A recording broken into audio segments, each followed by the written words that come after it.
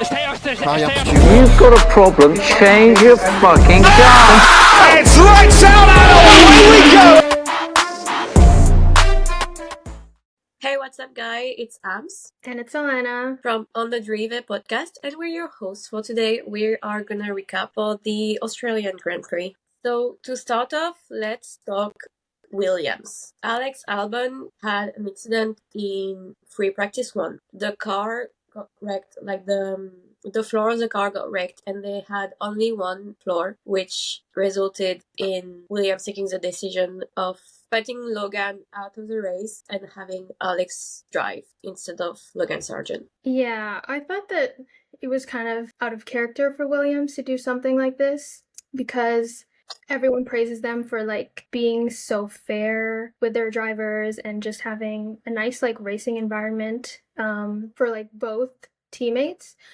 But I mean, I understand why they did it. They're trying to maximize points. And obviously Alex is more likely to score points here, especially with the midfield being very, very tight. So, I mean, it doesn't take away the fact that it's not a fair decision for Logan.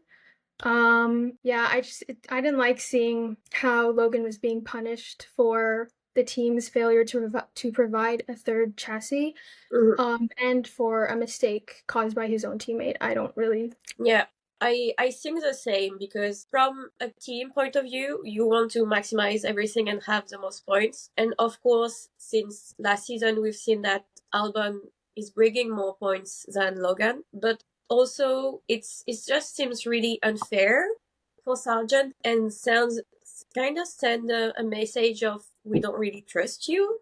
It's like the impression I have. So it's like, to me, if you don't have a third chassis and you cannot repair the car, as there's a driver, like it should be the driver who wrecked the car who's not driving. Yeah. That's what I was thinking. Yeah, and it just like, as you said, it shows that they maybe don't really trust Logan, and it really calls into question like how they view him on the team, because if they're taking away opportunities for him to score points and to prove himself, because that's essentially why he's there. They've given him a second chance this year. Yeah. If they're taking that away from him, then how is he supposed to grow and improve? Like, what's the point, right? And I bet he's feeling that way too. And I don't see this situation being particularly motivating for Logan. Yeah. So I don't know. The dynamic is different. Sorry, yeah. Go ahead. No, I was gonna say I think it's gonna just impact Logan's confidence. Yeah, because definitely. It cannot feel good for your confidence to know that your team principal and your team doesn't trust you to bring home points. Yeah. And especially since the result was what it is, like Alex didn't bring points in the end either. So it's like you, in the end, to me, it seems like you put two teammates against each other who along right until now they were getting along well. And Alex has said that the atmosphere in the garage was not good this weekend because of this, which is fair and normal. But you're getting the risk of messing up your teammates' relationship, like, for basically nothing. So it's like, yeah, I agree. Even though obviously like having a P11 finish is better than like anything less than that, but it's a shame that they were not able to even score any points. It kind of feels like it wasn't even worth it in the end. Exactly. And I've read that like there's a lot of rumor floating around. I heard like there's a lot of rumors floating around with Williams having a new chassis ready, and there's a few rumors saying that they might not have one ready for Japan. Yeah, I think I heard that too. And it's like, what are they gonna do with this if it's true and there's not one ready? Are they gonna like sacrifice Logan again, or are they gonna switch it around and not have Alex drive? Like, I'm very curious as to what they're gonna do. Yeah, I don't know. That's actually a really good question. I'd like to think that they would give Logan the opportunity to drive, but again, thinking about the team, that's like a very difficult decision to make if you're James Vowles. Yeah, I would hate to be in his situation right now. That's the opinion I have too. Like, in the name of fairness, I would put Logan in the car. I don't know. So we'll have to see. But also, think like it raised an interesting point, and I do think that the teams should have like an extra chassis like as an obligation in case something like this happen, because you can't go like, oh, we didn't build an extra one because we didn't have the time or we didn't have the like that's not only impacting you as a team with your chance of getting like points for the constructors championship, but also like everyone around you, like the drivers, the mechanics, like how the mechanics went all the way to Australia for nothing in the end. So it's just Yeah. Maybe that should be like a rule embedded into the sporting code or whatever to like avoid situations like these. But at the same time, it's also like the team's responsibility. It should be the team's responsibility to like have everything in place before the season starts, because I think James Vowles was saying how their facilities are like not upgraded, and there's like they have to factor in the cost cap, and so it's just been like very difficult for them to like stay up to date with everything, and obviously that pushes back their development, especially for that third chassis. And they have to like prioritize their two cars anyway. Yeah, no, so that's yeah, it's a lot. yeah. But yeah. Then we have a Max DNF. Like we have a Max Verstappen DNF, which I would not have believed would have happened. I know, nobody was thinking that like at all. I watched the race on replay because I was asleep because of the time zones. Mm-hmm. And when I woke up and I saw this, I was like, what? What? Did you see? Sorry, did you see like the spoils like before you started watching, or you avoided like social media and everything and just watched the replay right away? No, I saw on social media because I don't really care of like spoiling myself the results. Oh, okay, But okay. it was very much like I saw the results and I didn't know Max had DNF'd yet, so I was just like, what happened? How I could not understand how we got Ferrari 1-2. I was just like, what? Where is Max? And then I saw that he had DNF'd. But I also saw that he was a very like good sport about it, because he went on medias. He was like, well, I not that he doesn't really care, but it was like at some point it's like it kind of exciting because it had to happen somewhere, and I don't really care about the records because I'm here to win, and I don't really care about whether I break a record or not. So it was unexpected from Max. Yeah, and I think it's good that it happened early in the season. So it's not that big of a deal, and obviously there's a level of trust he has with the team and with the car, so he knows that it's not going to be a problem probably in Suzuka or going forward. So yeah, I think if there's one team we can trust to fix a problem with a car, it's Red Bull. Like I don't think it will last long. I think they're gonna be on the car right away to try and figure out what went wrong. Absolutely. But yeah, so at least it was an interesting race, because for once we didn't know right away that Max would win, because usually I watch the race to see who gets P2 and P3 and extra, because I know Max is gonna get P1. Yeah. Which is fine, but at least now we have some change. Even like when I was watching, Carlos Sainz obviously got past Verstappen at one point, and I got excited. I was like, oh my gosh, Carlos is leading the race. But then I was like, wait, his DRS is too effective. Like he's gonna get past him soon. Yeah. And then Max started complaining about like the car and everything, and I was like, he's fine. Every time he complains about something, it's always nothing. He still is gonna win. And then it was actually serious, and I was like, oh my gosh, could we possibly get a non-Red Bull victory?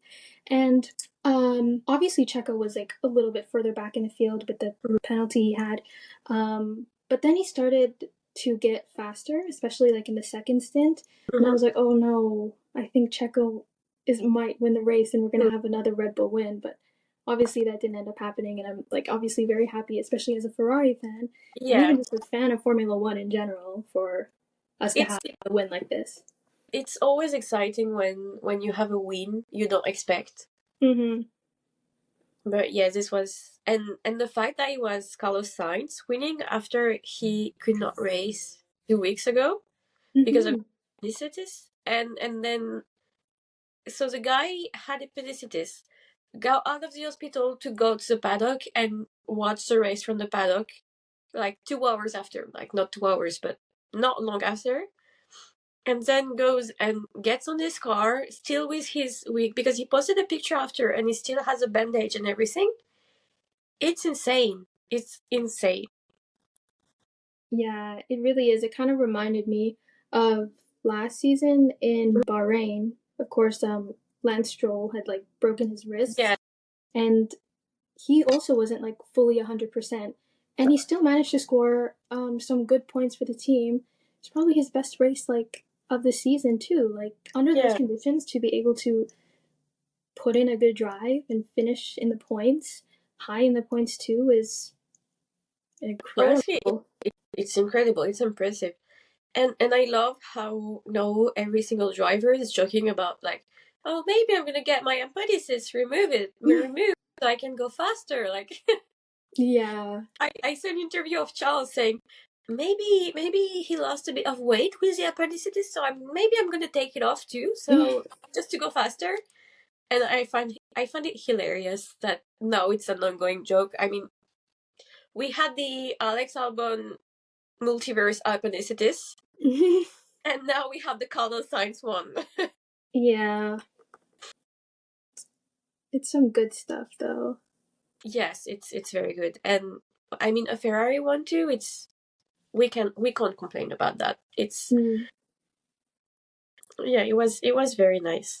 Yeah, and Martin Rundle, like at the end, he said, like, we really needed this. Like, we really needed Yes, a race, a non Red Bull victory, no Max in the equation. And I think it really lifted, like, everyone's spirits. Like, even though we know that it's probably never going to happen again, and it's just going to be, like, Max taking over for the rest of the season, it just feels, like, good to hold on to something. yes, The way we held on to, like, Singapore last year. So, exactly, because as much as yes, I see a lot of people who are like, oh, but stop complaining about the Red Bull dominance because you're leaving history extra. It's like yes, and it's very nice to be able to witness this and witness the creation of new records and stuff. But also sometimes you can feel a bit like, oh wow, again. It's like it's nice and also it's not nice. Like I hear a lot of people around me who like Formula One who are like, I'm gonna stop watching because I'm tired of this. So it's nice to have a different result.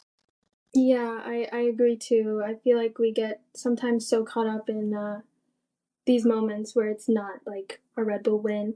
And we take for granted the fact that we are, like you said, we're witnessing history right now. And I mean, I wish I experienced like the Lewis Hamilton days or like Yeah. Schumacher, even though people like dreaded it probably, it's history and I want to be a part of that.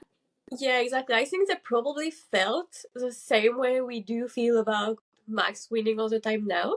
It Yeah. probably felt similar. So, yes. But and lastly, I think we need to touch up on Mercedes. So was not a good weekend for Mercedes. So first Lewis DNF'd. If you want to touch up on this. Yeah, so it was kind of like out of nowhere. Suddenly he was just slowing down and then his engine just failed. And so far, like, Lewis has not been having a good race weekend and just season in general. He hasn't qualified higher than P8 in the last 4 races, if you factor in Abu Dhabi from last year. And this, he qualified so this weekend he qualified P11, which is the lowest qualifying position for Lewis Hamilton since 2010. So, wow. yeah, it's a really, really long time that he didn't even make it to Q3. So this qualifying position on top of the DNF, on top of not feeling comfortable in the car, it's really concerning. And he's even mentioned how this is obviously affecting him mentally. And obviously, if you're not comfortable in a car and you're just not confident, that's going to affect how you perform. So if Mercedes does not provide him with a good car soon, I don't see him progressing very well. Yeah. I mean, honestly, I'm not.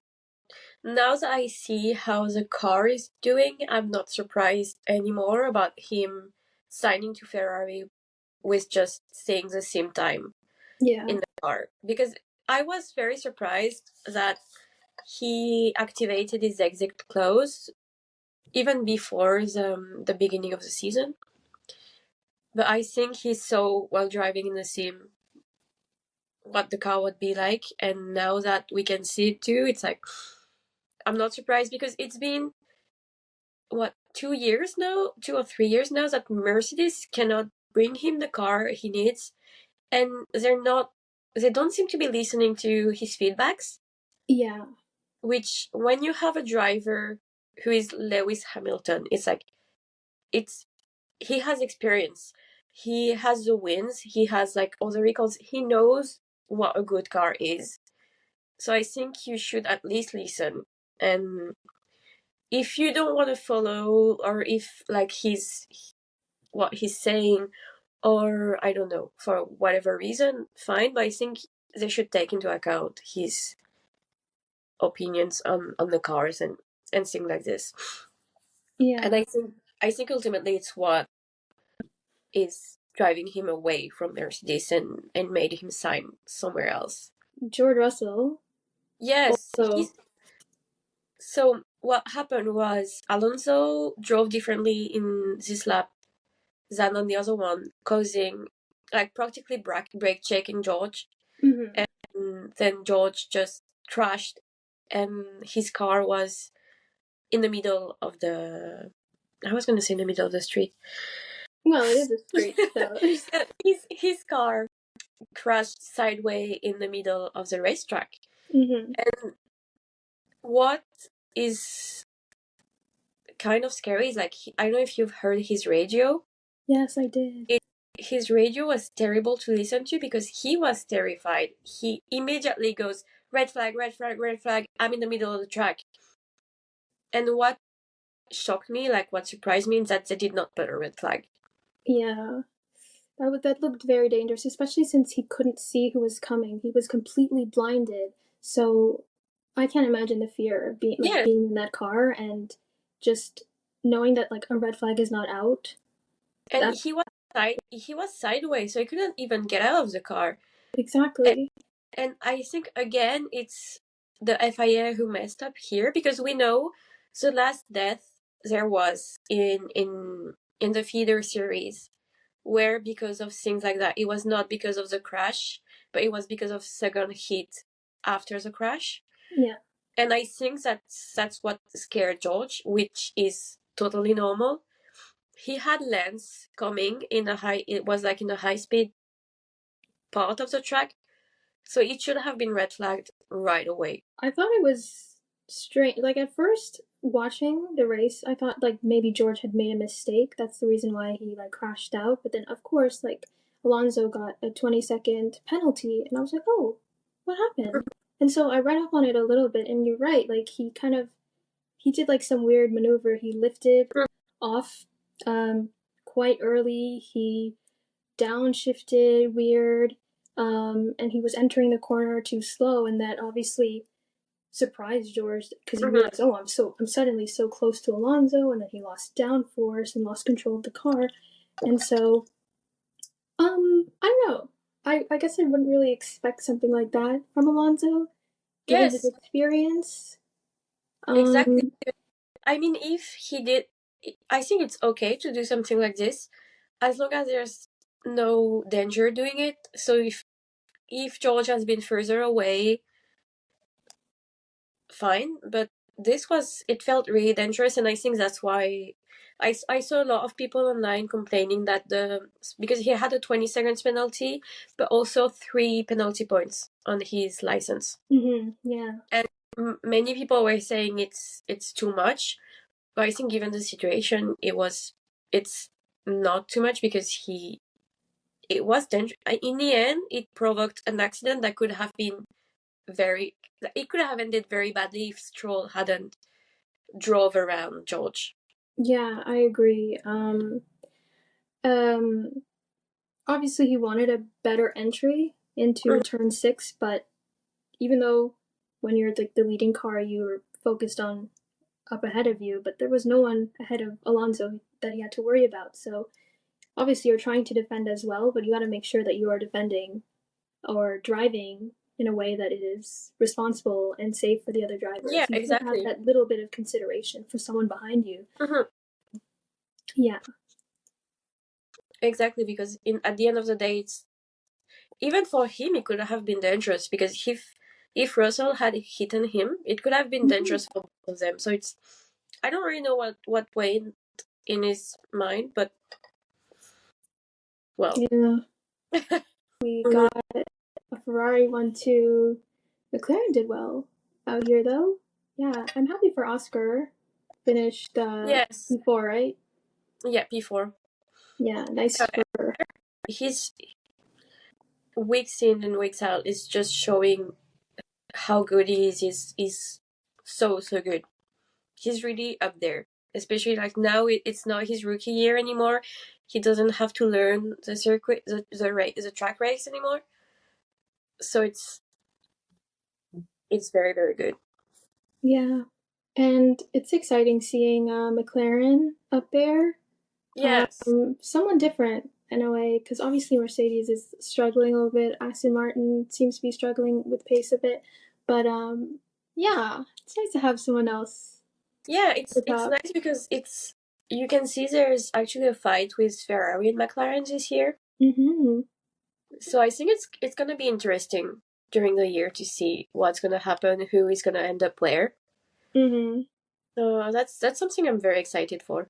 Me too. And next week, for Japan, Is it next week? I don't know if it's the week after. I think it's in 2 weeks. In 2 weeks? Yes, yeah. Yeah, in 2 weeks. Well, Alpine is supposed to bring out a new car, like not new car, but new parts for Japan. Please. I mean, you're French, right? You're French? I'm French. Oh, I mean, it can't really get worse, but please. I know. Yeah. So, we'll see. Well, guys, we hope you had fun. It was On The Drivée, and we'll see you at the next race. Bye. Guys. You've got a problem, change your fucking car. It's lights out,